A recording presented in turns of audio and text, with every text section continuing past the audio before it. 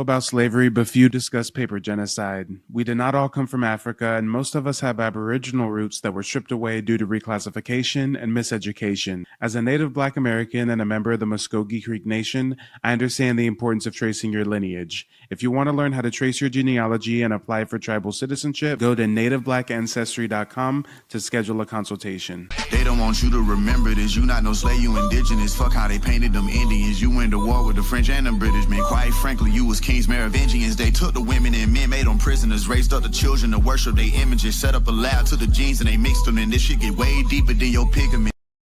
We made after slavery as a people that we can still correct now. The Native Americans, they ended up with a piece of America. They got some land. Black people settled for a place in America. We got citizenship. I want to make sure the folks is following me on this. In my opinion, if Black people have to choose between being an American citizen and getting reparations, I believe most of us are going to side with the citizenship. If we have to make a choice, I think Black America cancels the reparations and keep their red, white, and blue flag. Okay, early on, we are starting off with some ridiculous remarks. Guys, he says that Native Americans got some land. You mean a reservation? You mean all the land stolen, colonized by European foreign powers, and then they give you some barren land they don't want as a reservation? Guys, fun fact, you may not know this, but the poorest place in the United States is a Native American reservation. It's scary. So when the sun goes down, we should get out of here?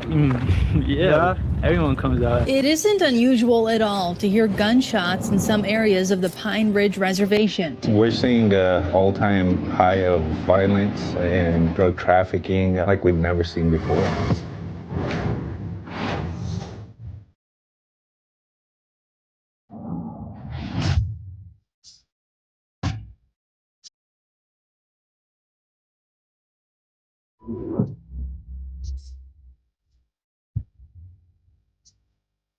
Have you had to use that before? Yep. On a person? Yep. I probably can't ask any more questions than that, huh? No. Tell me about the process of flipping this into pints. How does that work?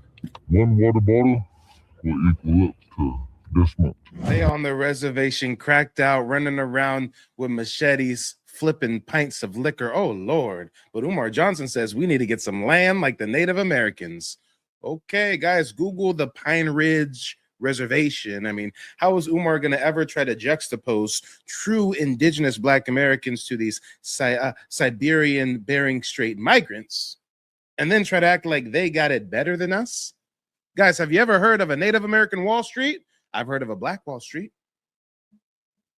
What achievements, what inventions have these Asiatic Bering Strait migrants given the society? And all this time, post-colonialism, I mean, they living down bad on the res, cosplaying our culture.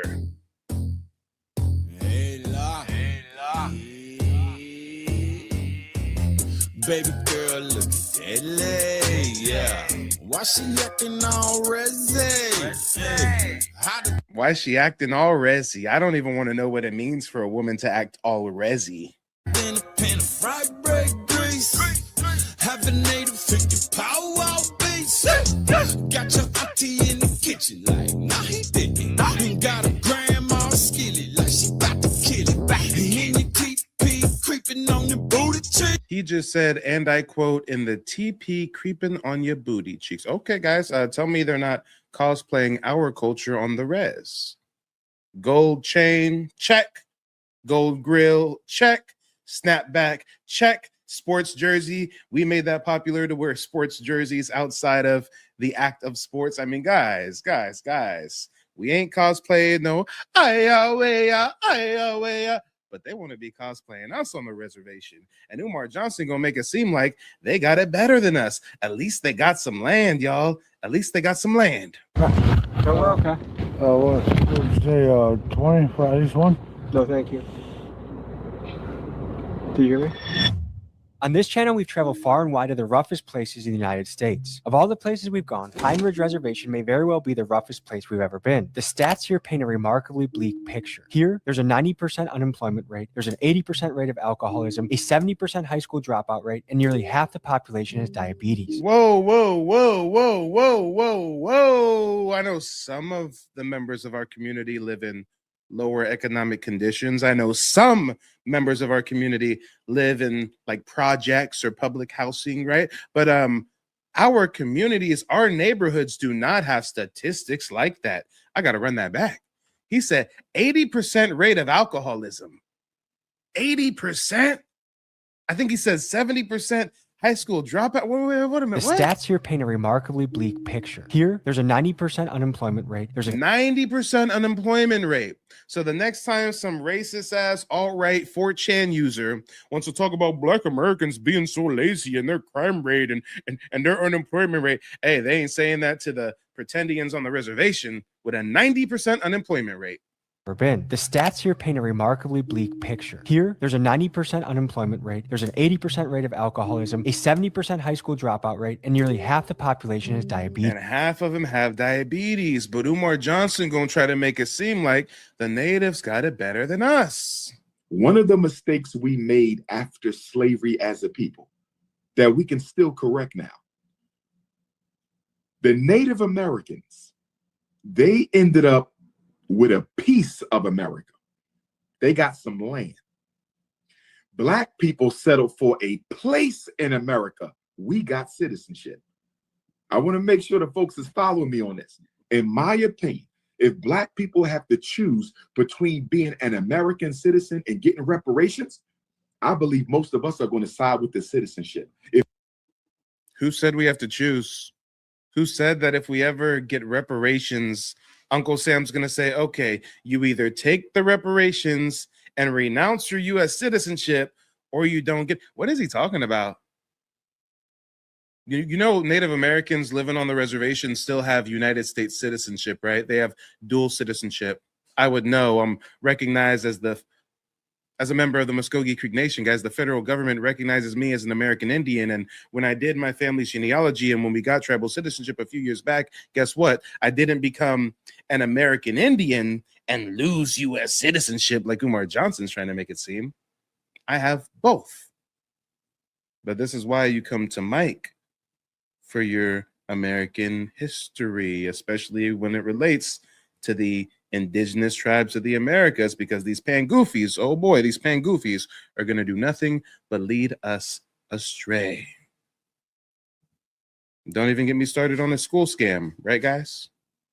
Don't even get me started on his spirit animal, Marcus Garvey, who was incarcerated in federal prison for scamming our community, trying to convince us to buy shares of his Black Star Line and go to Africa, right, guys? If we have to make a choice, I think Black America cancels the reparations and keep their red, white, and blue flag. You know what, brothers? As we reflect back on these 248 years since the Declaration of Independence, which actually they started signing it yesterday, August the 2nd, even though the declaration was July 4th. They approved it July 2nd. It was actually enacted July 4th, and then they read it on July 8th. But many of the signers weren't there at the time, so they didn't really start signing it till August the 2nd of 1776, 248 years ago. But here's what I wanted to say. The reason I'm bringing that up, and of course, 41 of those 56 signers were slave masters, by the way, right? But Kamala Harris said America is not a racist country. But anyway, I'm bringing it up to say this. One of the mistakes we made after slavery as a people that we can still correct now. The Native Americans, they ended up with a piece of America. They got some land. Black people settled for a place in America. We got citizenship. I want to make sure the folks is following me on this. The Native Americans got a piece of America. They got land. American Africans got a place in America. We got citizenship.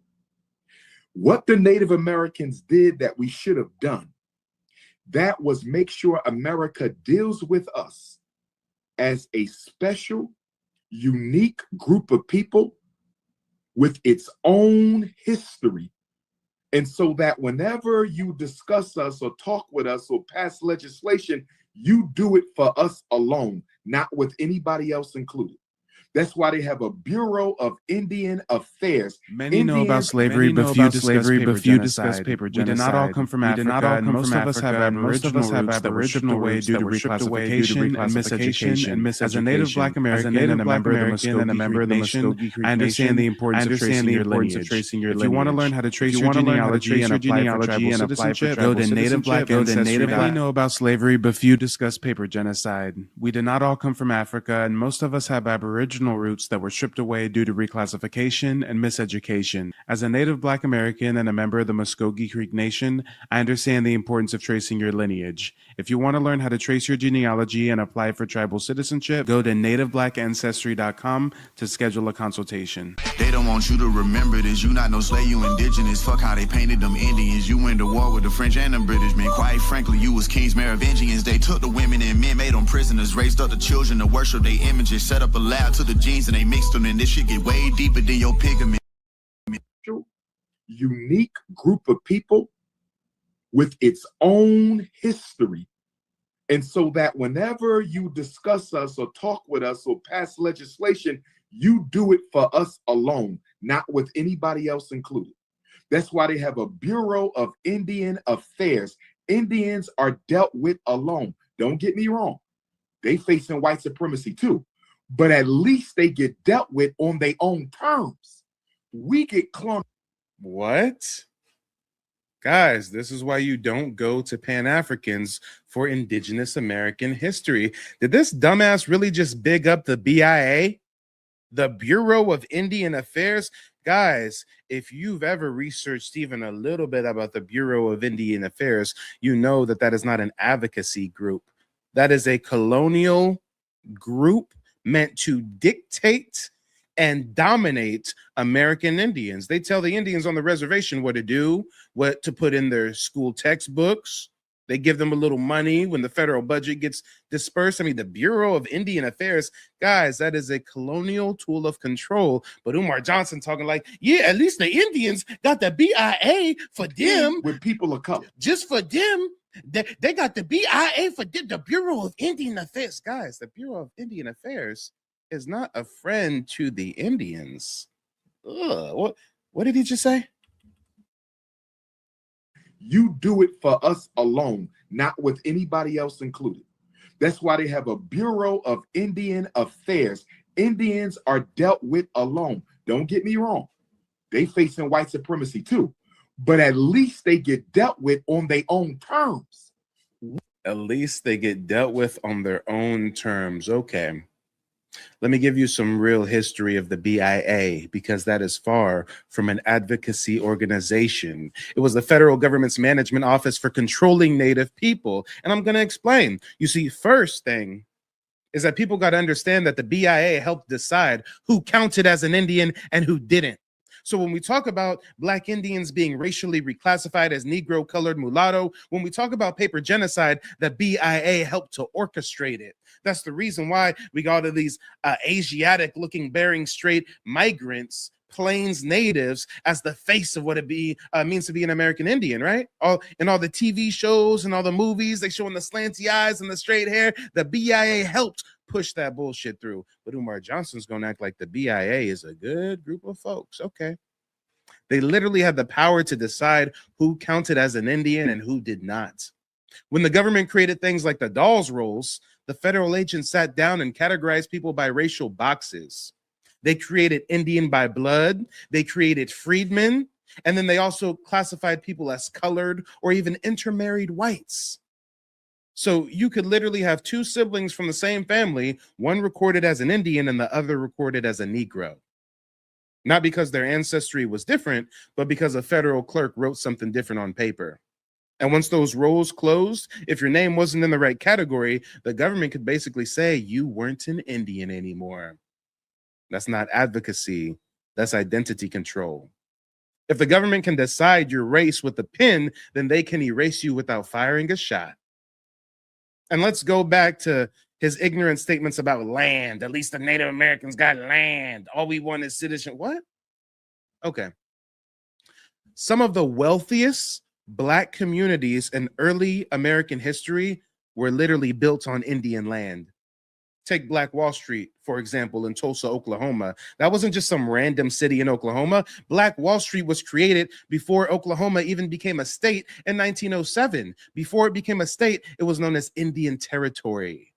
Those weren't Negroes or colored people starting Black Wall Street. Those were American Indians whose ancestors walked the Trail of Tears west of the Mississippi to Indian Territory, and they were given federal land allotments from the Dawes Commission. That's why there were so many successful Black towns all across Indian Territory, what would later become the state of Oklahoma. But Umar Johnson wants to talk about some land. Got it. Those folks who were building their wealth in Tulsa, some of them were reclassified as freedmen, still members of the 5 civilized tribes, Creek, Cherokee, Choctaw, Chickasaw, and Seminole, and they had land because they were tied to tribal nations. You even got Sarah Rector. Let me get some fists or feathers in the chat if y'all know about Sarah Rector. At 12 years old, she became one of the richest children in America when oil was discovered on her land allotment. They just came out with a movie about her not too long ago called Sarah's Oil. Look her up, guys. Sarah Rector. They called her the richest, youngest colored girl in the world in the early 1900s. And how did her family get that wealth? Their land had oil. Where was the family land located? In Indian Territory before it even became the state of Oklahoma. Well, how did this colored girl, this Negro girl, how did her family get land in Indian Territory? Because they weren't Negroes or colored. They were Muskogee Creek Indians. Sarah Rector was a citizen of my tribe. But even in the movie they just made about her, they don't never call her an Indian, not once. They don't ever talk about how she got that land because she's an American Indian. They'll call her a colored girl, a Negro girl. Okay. All right. Y'all better look up the story of Sarah Rector. Matter of fact, let me show you how bad they play in our face to this day. Watch this. We're going to go to Sarah Rector's Wikipedia page. Look at how they describe Sarah Rector. Look at this. Sarah Rector, a Black grandchild of Creek Indians. You heard that right? A Black grandchild of Creek Indians. Motherfucker, if my grandparents are Creek Indians, I'm a Creek Indian. But you see how they will go out of their way to never mention that this is an American Indian girl with all this land, with all this oil, family got all this wealth. But Umar Johnson gonna make it seem like we come from Africa and we need to do like those Plains natives and live on a reservation. And that's the only way that we'll ever get some land. You don't know the rich history of Black indigenous tribes of the Americas. I'm gonna teach y'all though. Come on. They got the nerve to call this woman a Black grandchild of Creek Indians. Guys, am I tripping? But like if my grandmother is a Creek Indian and my grandfather is a Creek Indian, that means their child, which is my parent, would be a Creek Indian. And if my parents are Creek Indian and their parents are Creek Indians, then I'm a Creek Indian too. But this is how they play in our face. And the BIA helped orchestrate all of this shit. But Umar Johnson gonna big up the BIA. Okay. It's getting real strange out here, girl. Hey, it's getting real strange. Come on. Let's talk about it. Why did she receive a land allotment in the first place? Because she was enrolled as a citizen of the Creek Nation. Not because the federal government loved Black people, but because the land came through tribal citizenship and the allotment policy. Black Wall Street didn't rise in spite of Indian Territory. It rose because of it. And if we get back to the BIA, being some kind of advocate, like Umar's trying to spin it, this is the same agency that oversaw the allotment system that broke up tribal land, reduced native land holdings from tens of millions of acres. They also ran boarding schools that took children from their families and banned their language and their culture. They outlawed native spiritual ceremonies for decades, controlled reservation police forces, and mismanaged native trust money so bad that the federal government eventually had to pay billions of dollars in settlement. Guys, the BIA was never an advocate. You see why we can't listen to the Pan-Africans. That's literally an administration of a colonial system. The BIA didn't just manage native land, it managed native identity. And here's the part that people really don't understand. In many places, especially in the Southeast, Native people were literally reclassified in government records as Negro, colored, or mulatto. And once that happens, for a couple of generations, the paper trail changes. Suddenly, the records say that these people were always just black. That's how an entire nation disappears on paper.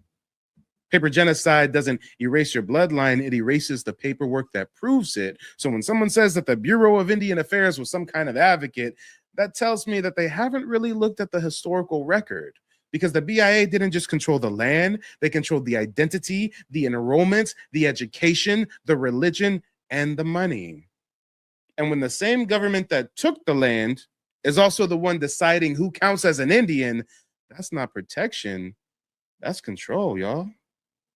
That's control. Hey, you ain't got to listen to me. Just please don't listen to Umar. We get clumped in with people of color. We get clumped in with minorities. We get clumped in with disadvantaged Americans. One of the biggest mistakes we make is we should have settled like the Native Americans for a piece of America, not a place. They have used citizenship as a weapon against the American African people. And when you look at many of our Black organizations, the Nation of Islam, they advocate for what? Some states in America, right? What's the other Black organization? Black Socialist Organization, Republican New Africa. They advocate for a couple states in America. When you look at this, the fact that most of us believe that some land of our own would be on the pathway to our independence, if we would have just told the government from the beginning, treat us as a special, protected, unique group. After emancipation, we didn't even get civil rights until like 80 years later. But he's gonna make it seem like we was just some lazy niggas and we got our freedom and we just settled for citizenship, and we should have walked up to Uncle Sam and said, you treat us as a protected class of people. Motherfucker, they was lynching us in the streets. What? Okay, Umar. All right. But people, like you do with the Native Americans, we wouldn't have to worry about the Arabs and the East Indians and the Latinos and the homosexuals taking all of our civil rights gains and taking all of our resources and benefits, because they wouldn't be allowed to, because we would have a special protection. I think Black people need to go back to that drawing board. And I think one of the things that should be demanded of either candidate in exchange for our vote, you're going to advocate that Black people are no longer to be included as people of color. They are no longer to be included as minorities. We will deal with Black people on their own terms, just like we do with the Native Americans. There will be an Office of American African Affairs. There will be an... So he's basically the new Jesse Jackson. He doesn't want us to be classified as colored anymore. He wants us to be classified as Africans in America or some shit. He wants us to get some Office of African American Affairs. Sounds like you want to perpetuate paper genocide and continue to racially reclassify us, Umar. And word on the street is one side of his family is Cuban, the other is African. So, homeboy, you not like us to begin with. But it's interesting how it's always the foreigners who are trying to speak for us as if they got elected supreme leader of Black folks in America. I mean, this is strange. This is strange behavior. Shout out to Boyles. Boyles says, hey, Mike, my family and I have been researching our Indian heritage and found land allotment attached to my great-grandmother. Can we still claim the land? There is a potentiality where you could claim the land depending on how the land changed hands, what exactly happened with that land allotment. Sometimes folks have title to land and the information just got lost through generations. And once they discover it, they can go through a formal process of claiming it. Sometimes because of the way it changed hands, there's not really a way for you to still have claim to that land. But if you have an ancestor who got a federal land allotment from the Dawes Commission, that means that they were recognized as an American Indian. So what you would also have the potential to do is get tribal citizenship. And that's exactly what I walk people through during those one-on-one genealogy consultations that I provide through my website, nativeblackancestry.com. You can actually pull up my calendar, book a one-on-one with me, where I'll teach you that 3-step process me and my family used to trace our heritage and get tribal citizenship with the Muskogee Creek Nation back in 2021. But guys, let's get on with the show. This is wild. Should be demanded of either candidate in exchange for our vote. You're going to advocate that Black people are no longer to be included as people of color. They are no longer to be included as minorities. We will deal with Black people on their own terms, just like we do with the Native Americans. There will be an Office of American African Affairs. There will be an Office of African American Issues and Concerns with its own director, who is a cabinet level position within the president's cabinet. And for going forward, whenever we deal with Black folks, we deal with them by themselves. They're the only ones who were enslaved. They built this country brick by hypocritical brick. It is not fair. It is not just for us to include them in with immigrants who only been here a few decades. Come on. Yes, absolutely. Well, you know, there's another thing that exists within the paradigm of America called sovereignty. And 99.9% of us have no idea what sovereignty means. Yes, sir. And we don't understand how citizenship can actually be injurious to us because it limits our ability to be free. Absolutely. Absolutely. Okay, now we're going down the Moorish pseudo rabbit hole. Motherfucker talking about sovereignty now. Guess what? I'm technically a sovereign citizen of a sovereign nation, the Muskogee Creek Nation to be exact, headquarters in Okmulgee, Oklahoma. My grandfather was a Chief Justice of the Muskogee Creek Nation Supreme Court. Long lineage of Creek Indians in my bloodline. And even I know, as a citizen of a sovereign nation, that in America, the word sovereign or sovereignty is nothing but a buzzword. Ain't nobody truly sovereign. If you paying taxes to the IRS headquartered in Puerto Rico, you ain't sovereign. The American Indian tribes, they got to answer to the federal government. The BIA controls them. And it sounds like Umar Johnson just basically wants us to have like our version of the BIA, some boule pseudo organization that's going to dictate our affairs. Guys, we already had that. It didn't work. Do I need to tell you about the Freedmen's Bureau? During Reconstruction, post-Civil War, he's acting like we need an organization that's just going to advocate for us. That's what the Freedmen's Bank and the Freedmen's Bureau was supposed to be about. And it was a scam. It was a scheme. Umar don't want you to research the BIA's history or the history of the Freedmen's Bureau. Come on.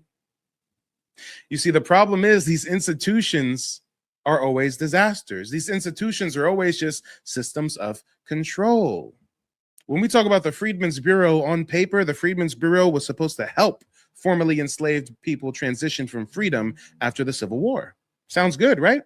Y'all gonna get your freedom because, Abraham Lincoln's just so nice. He wanted to free y'all. Those are lies. We'll talk about that another day. Abraham Lincoln wanted to deport us. It was originally called the Emancipation Deportation. Look up Lincolnia, look up Isle of Aceh, look up the colonization schemes. But they made it seem like, oh, Lincoln freed you guys and the Union came to town and fought for you. And then the Freedmen's Bureau was advocating for you. They're going to help you transition. Guys, they claimed that they were going to help us with education, legal protection, and economic stability. And that's the story you still hear in the textbooks. But when you actually look at what the Bureau did on the ground, a lot of its work was focused on getting formerly enslaved people right back into the plantation labor. The Bureau spent a huge amount of its time enforcing labor contracts between freed people and former slaveholders. And many of those contracts looked suspiciously like the same system that had just ended. Guys, the Freedmen Bureau just came to town and legalized slavery. That's all they did. Freed people were required to sign agreements that tied them to plantations for an entire year at a time. And if they left early, they could lose their wages or be arrested for vagrancy. Some contracts even included stipulations that workers had to address their employer as master. Think about that for a second. Slavery had technically ended, but the paperwork still required you to call this man master. That's not freedom. That's neo-slavery. with paperwork attached to it. Sharecropping became the new system. Instead of chains, you had contracts. Instead of being owned outright, you were tied to land through debt. And the Freedmen's Bureau often acted as the referee enforcing these arrangements. If the BIA, if the Bureau of Indian Affairs managed Native people through paperwork, the Freedmen's Bureau managed freed people through labor contracts. Freedom on paper didn't always mean freedom in practice. And we got to talk about another situation that was supposed to uplift the newly freed Black Americans, the Freedmen's Savings Bank, often called the Freedmen's Bank. This bank was created in 1865 and marketed directly to newly emancipated Black people. Formerly enslaved families were encouraged to deposit their savings there so they could build wealth for the future. Churches promoted it. Government officials promoted it. The message was simple. Trust this institution and your money will be safe. And people believed it. Thousands of freed families deposited their life savings into that bank. Soldiers deposited their pay. Farmers deposited the little money they had managed to accumulate. And by the early 1870s, the bank had tens of thousands of depositors and millions of dollars in deposits. But behind the scenes, the bank's leadership was making reckless and corrupt investments. Money was loaned out to risky railroad schemes and speculative projects. Oversight was weak and corruption was rampant. In 1874, the entire institution collapsed. When the Freedmen's Bank failed, roughly 61,000 depositors lost their life savings. Millions of dollars disappeared overnight. For many families in the Southeast, that money represented years of labor and the first chance at generational wealth after slavery. It vanished. Land purchases were lost, businesses collapsed, families that had started to build economic stability were pushed right back into poverty. And here's the tragic part. Towards the end of the crisis, they brought in Frederick Douglass to lead the bank. Douglass himself was not involved in the corruption that caused the collapse. They brought him in when the institution was already sinking. They basically had him as a fall guy. He became the public face of the disaster, even though he never created it. The fall guy for a system that had already failed the people it claimed to help. Douglass himself later admitted the situation was worse than he realized when he accepted the position. So when people talk about organizations advocating for Black Americans after slavery, the reality is complicated. Some institutions did help people, but others enforced labor systems that kept people tied to plantations or collapsed in ways that destroyed enormous amounts of Black wealth. Millions of dollars in savings were wiped out. Acres of land were lost. Entire communities had their economic future set back generations. So if we're going to talk about advocacy organizations in American history, yeah, we got to look at the full picture, Umar. Sometimes the institutions that claim to protect people were actually part of the system that controlled them. And when freedom, labor, and wealth are all being managed through government paperwork and financial institutions, yeah, the difference between help and control can get very thin. You know the law, and we're talking about all kinds of law, common law, maritime law. When you know those things, then you understand that there are solutions to problems that can be enacted. No. I'm trying to figure out how much LeBron's contract is going to be. You know what I'm saying? Is he going to get traded? Is he going to play with his son? And you know, that's why I don't want to know nothing about that. Yep. And you know what? To this point, this is why the reparations issue is such a touchy issue, because you have two issues competing with each other. As you just said, Brother Vince, reparations are given to nations. They're not given to citizens. Citizens don't get reparations. That's a lie. After Japanese Americans were put in internment camps during the World War, I think that's World War II that had Pearl Harbor and stuff, correct me if I'm wrong, they received cash reparations. Not as a nation. We didn't give the nation of Japan reparations, but we gave Japanese American citizens who were wrongly put in internment camps reparations. When the Civil War ended and the Union came to town, the North gave slave masters in the South reparations. The slave masters didn't have to form some sovereign nation and start looking up maritime law like these pseudo fucking Moors keep talking about? I mean, guys, let's talk about it. The United States government is on record giving citizens reparations for wrongdoing, but Umar Johnson's gonna make it seem like we got to start some new Africans of America sovereign nation. Okay. Meanwhile, he can't even finish building that school, right, guys? I don't want to know nothing about that. Yep. And you know what? To this point, this is why the reparations issue is such a touchy issue, because you have two issues competing with each other. As you just said, Brother Vince, reparations are given to nations. They're not given to citizens. Citizens don't get reparations. Nations get reparations. America gave reparations to the Japanese during the internment camps. They were given reparations as a distinct population within the country. They were citizens. They didn't have a nation. They didn't get reparations for being a nation. They were citizens of the United States and got reparations for the wrongdoing perpetrated against them. I love how he's trying to use my example and he's doing it poorly. To the Japanese during the internment camps, they were given reparations as a distinct population within the country. So if we really want reparations as much as we say we do, are we willing to forego American citizenship in order to benefit?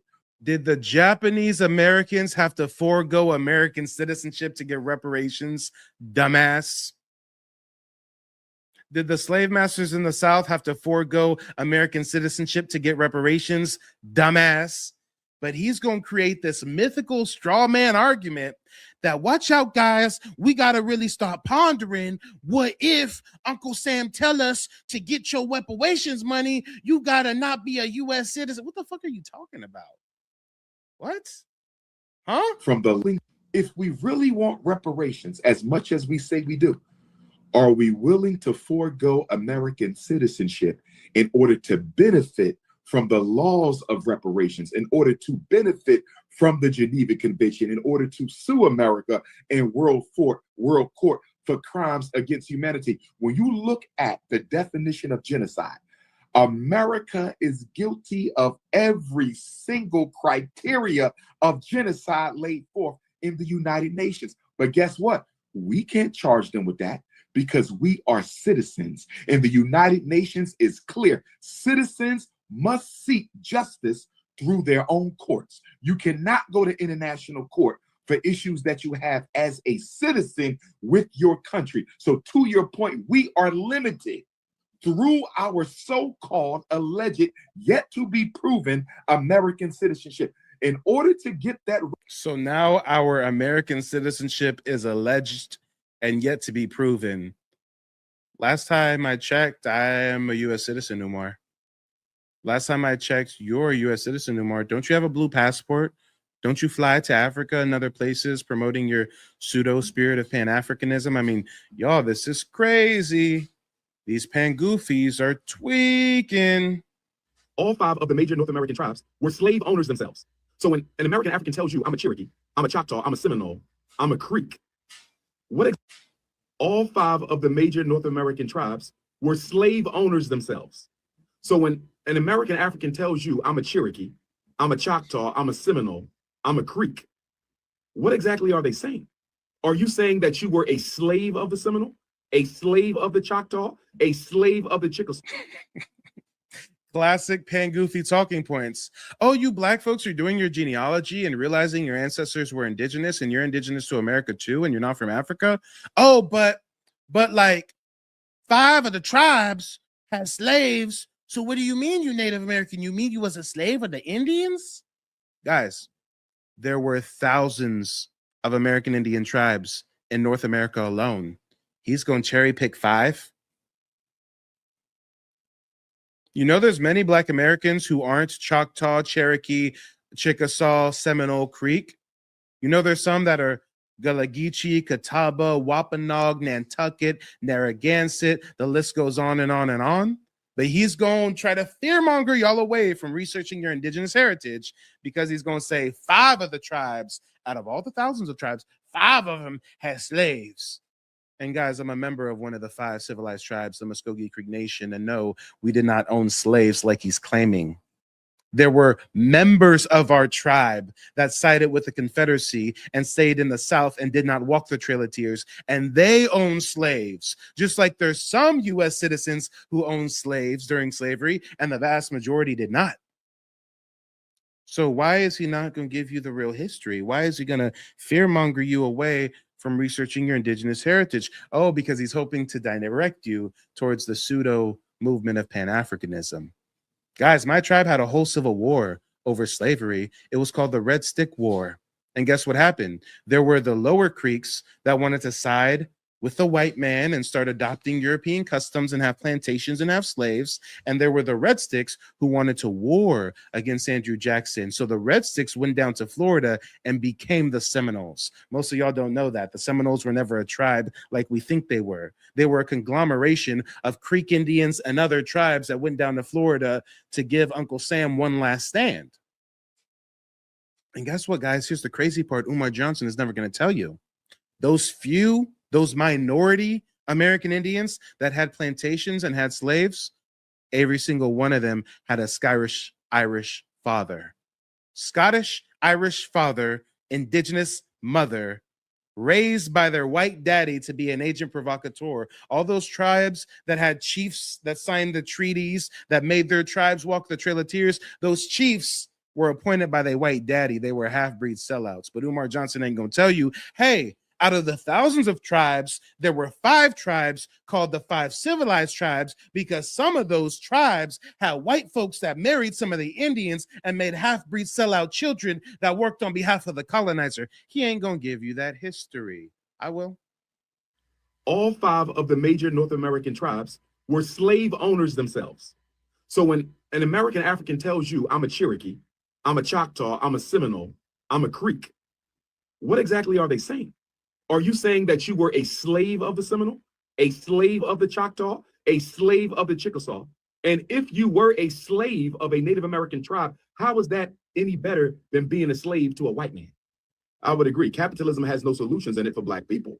But what we have amongst us is we have capitalist-minded neo-Negroes who try to seduce Black people into thinking that imitating the white man's economic system offers some hope for Black economic liberation. And that is totally dishonest. It is opportunistic. It has no evidence to support it.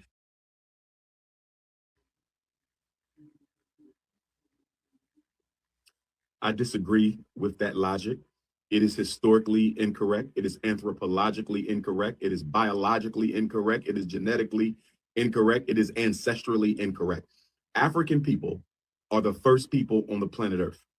And every other human family, except possibly the European, descends directly from us. If we do not leave Africa, no other race evolves from us. We would still be the only people on this planet if we never left Africa. For those who say we were in America before slavery, they are correct.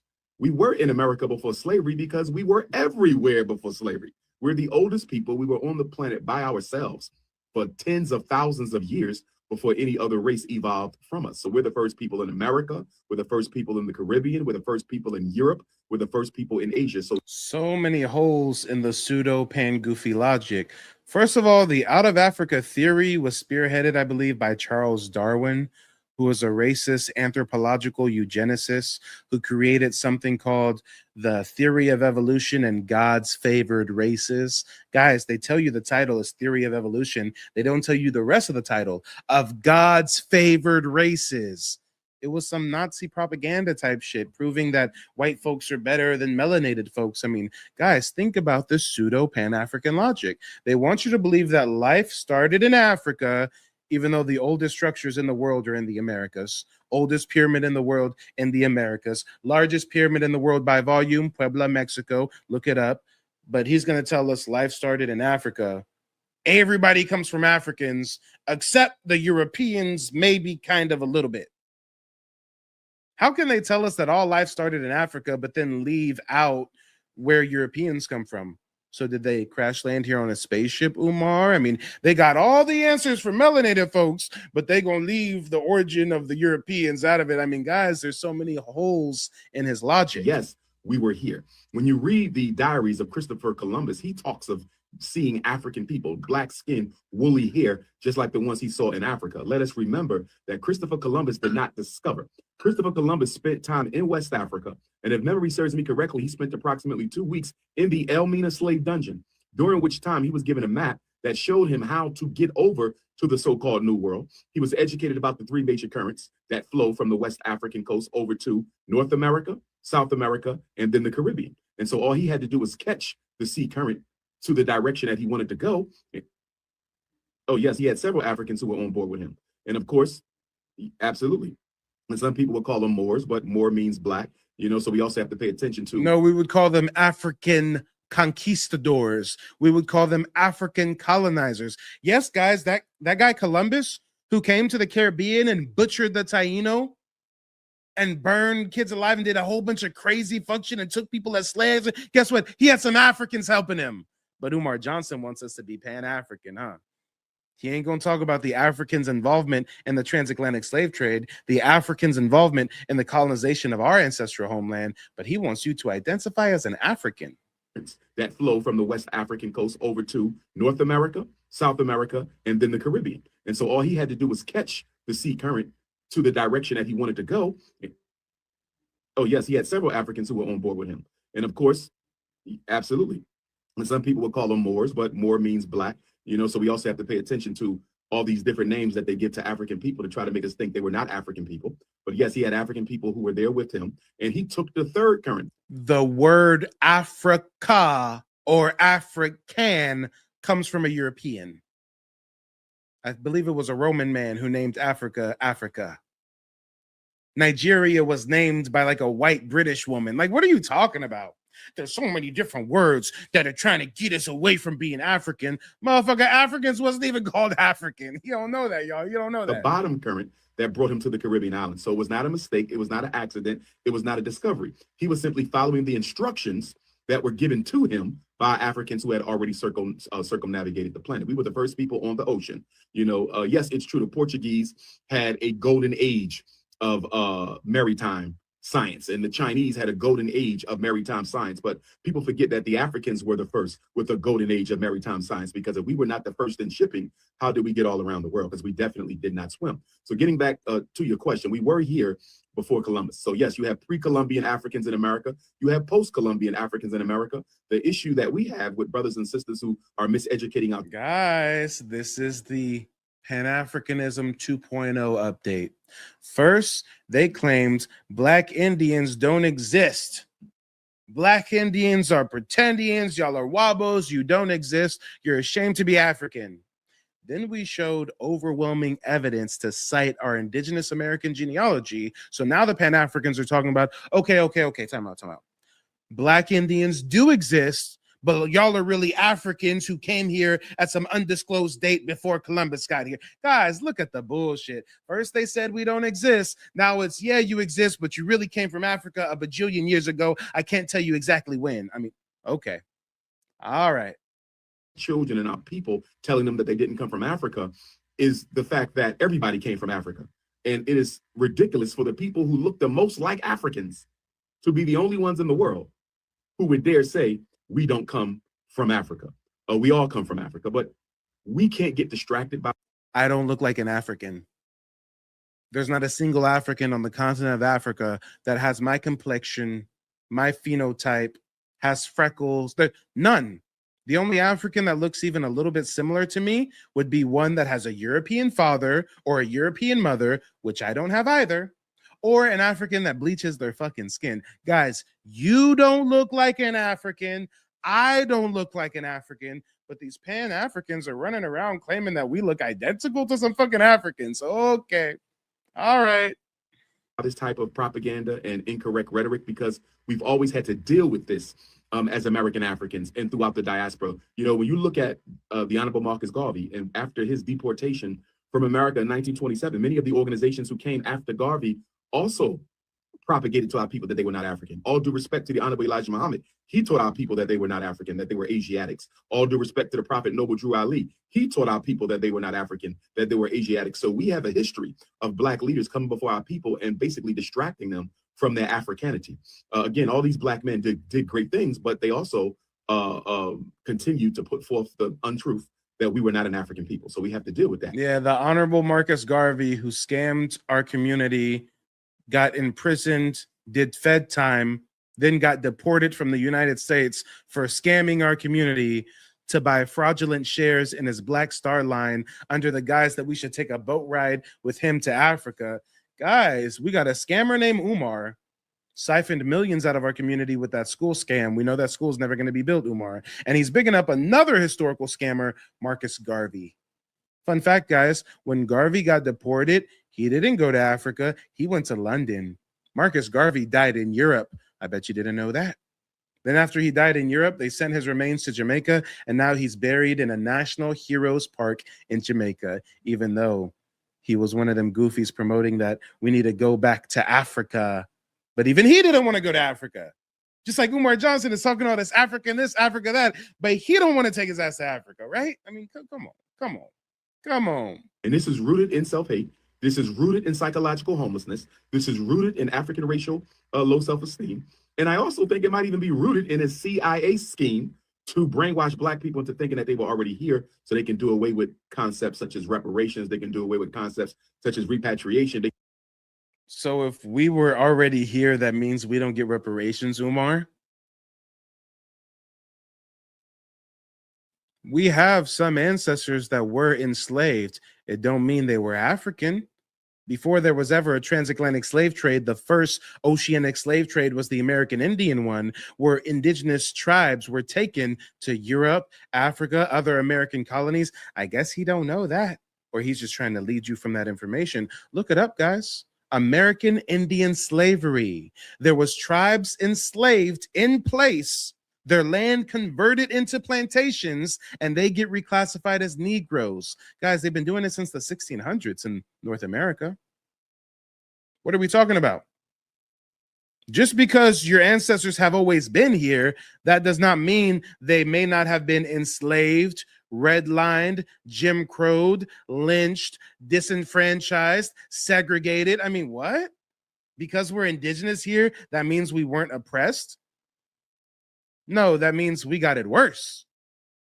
We had several different European nations simultaneously colonizing our land for hundreds of years, and we're still being occupied to this day. But he wants to make you think that if you get in touch with your indigeneity, you don't get reparations no more. All right. To do away with concepts such as global unification of all African people, because there's a very clear and very powerful ramifications for this type of dangerous and senseless rhetoric. But now that we have DNA testing, we don't have to debate who is and who isn't from Africa. Roll up your sleeve, give some blood, send it to the land, send it to the lab, and when it comes, he wants us to roll up our sleeve and give our blood to for-profit corporations that are exporting our genetic data to sell to big pharma.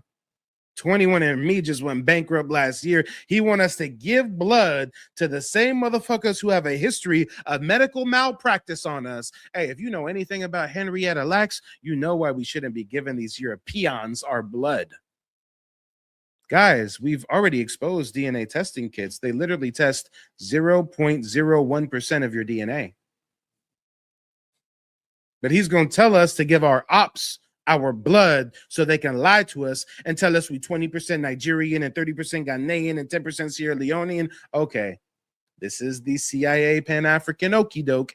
Give the opposition our blood so they can lie to us and give us a paper that says they think we might kind of, sort of, a little bit be from Africa. Okay. You know what blood tests, DNA tests can do? They can link you to blood relatives. So why, when all of us take these DNA tests, does it not link us to blood relatives on the continent of Africa, Umar? Comes back, let's see if it says you're anything other than an African. But the other point I want to make, that I think some of these pretendians, because this is what I call them, good sister, pretendians, because they're pretending to be Indians. Here's the thing. The 5 major Native American tribes fought with the Confederacy to maintain slavery. All 5. How are you going to say the 5 tribes fought with the Confederacy to maintain slavery when those same 5 tribes had members that walked the Trail of Tears as early as the 1830s, before the Civil War even happened, before the Confederacy was even in existence. Guys, 1 + 1 = 2. How do we get removed from the Southeast, pushed to what would later become Arkansas and Oklahoma, but at the same time, we're still in the Southeast siding with the Confederacy owning slaves? Damn, this is a wild revisionist history, Umar. What makes more sense, what he's saying or the factual history I'm telling you, where there were some half-breed sellout Indians that wanted to assimilate, and they were raised by their Scottish-Irish fathers, who were also plantation owners, having babies with their Indian slaves, who they would later reclassify as mulattoes. Those sellout half-breeds, just like the sellout Boule half-breeds we have in modern day, made sure that we were reclassified, made sure we were disenfranchised, because they gonna do what they white pappies say. But Umar's not gonna tell you that story. How can he say that the 5 tribes sided with the Confederacy when one of the 5 tribes are the Seminoles, who literally had Seminole War I, Seminole War II, Seminole War III? They went to war with the United States government in Florida swamps, fighting Andrew Jackson, taking out our opposition. But he's going to make you think that the Seminoles sided with the Confederacy and had slaves? Okay.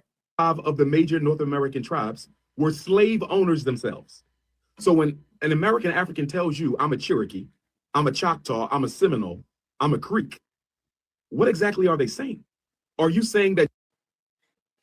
Yeah, I'm saying that I'm not an African. I'm a Muskogee Creek Indian. My ancestors were Muskogee Creek Indians. The government recognizes me as a Muskogee Creek Indian, and there ain't nothing some grifting ass pan goofy online can say to change that reality. They don't want you to remember this. You not no slave, you indigenous. Fuck how they painted them Indians. You went to war with the French and the British, man. Quite frankly, you was kings, Merovingians. They took the women and men, made them prisoners, raised up the children to worship their images, set up a lab to the genes and they mixed them, and this shit get way deeper than your pigment.